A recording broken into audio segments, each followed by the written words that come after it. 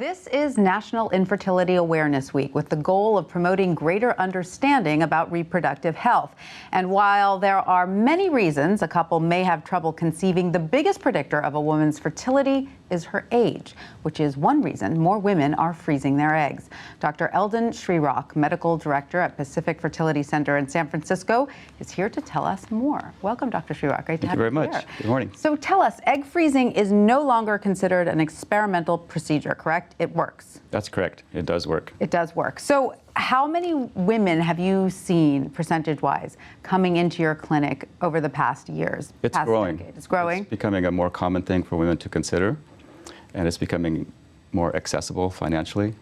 Some women now have benefits, and so it's a great benefit to have. Is it becoming more accessible financially because the cost is lowering, or are insurance providers covering it? Some providers are now covering it. Okay, that's great to know. Now, what is the average age of a woman who comes into your clinic to freeze her eggs, and what is the ideal age?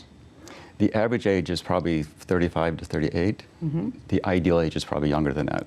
What would you say? Fertility peaks when you're 25 in terms of egg quality. So ideally, we'd all be freezing our eggs at 25. Well, maybe not. Some people think the best age might be 30 to 37 because if you freeze eggs at 25, you may meet your parenting partner or not need to use them. So it really depends on how long you're going to delay starting your family, how many children you want.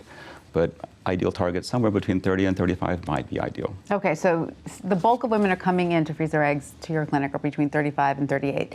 Then are many of those women coming back years later to thaw those eggs and actually have children? Not yet. Not yet. That's the next wave. Well, it's happened. I have a baby here that's 2 years old from a woman who froze her eggs 7 years ago and thought she'd meet her partner, didn't. She then used her frozen eggs and was successful. So that path is there. Right. I call her my pioneer, but I think more and more women will follow that path if they need to. If they need to, correct. The best thing is to never have to use your frozen eggs. Right, that's the ideal. So tell us about the process. So how many eggs need to be frozen, and is the quality of the eggs then examined immediately, and how long do they last? Is there a shelf life? They can probably last forever. Wow. And the quality of the egg is very difficult to determine accurately. You probably can't. When you're 30, maybe 1 in 4 eggs are fertile, but at 42, maybe 1 in 15. So you could be freezing eggs that might be useless. Exactly. That's the tough. only really way to figure it out would be, unfortunately, to fertilize them. Right. And with an embryo, we can then see if it's okay. We can test its chromosomes. And so how many eggs do you like to see a woman freeze? The most common advice is 20. 20, okay. But it also dependent on both personal and biological issues. Right. If you want 2 children and you're 32, that's probably fine. Right. But if you want 2 children and you're 40, you may need 40 eggs. Right. So tell us, how much does it cost nowadays? The basic cost is usually between $7,000 and $8,000 plus medications. It's usually around $9,000 or $10,000 for everything. For one cycle? Correct. And that might give you how many eggs? Depends on your age. Depends on your age. I can only make eggs grow and collect them if they wake up. Right. Each woman has a set number of eggs that wakes up every day. When you're 20, it might be 20. When you're 40, it might be 5. Right. And now, how common is secondary infertility when a woman has trouble conceiving her second child? It may be one of the most common diagnoses now. Interesting. Because secondary infertility is usually caused by something that changes with time.